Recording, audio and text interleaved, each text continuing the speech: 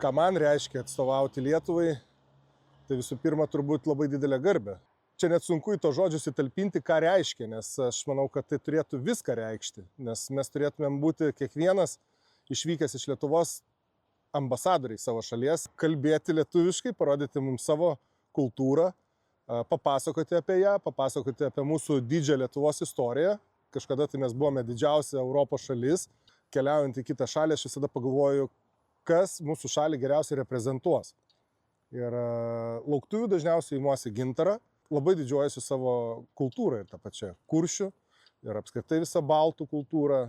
Aš pasakysiu atvirai ir nuoširdžiai ir didžiuodamasis, kad man, pavyzdžiui, neregėtos Lietuvos knyga, tai turbūt yra vienas iš tų dalykų, kas yra apskritai telpa į viską, ką aš išvardinau prieš tai. Ir ta pati mūsų istorija, ir ta pati archeologija, ir patys gražiausi mūsų Lietuvos peizažai, tai viskas telpa į tą knygą. Tai šitokią dovaną aš jau ypatingam svečiui tikrai dovanočiau. Tai aš nežinau, man asmeniškai tai šita knyga yra turbūt numeris 1.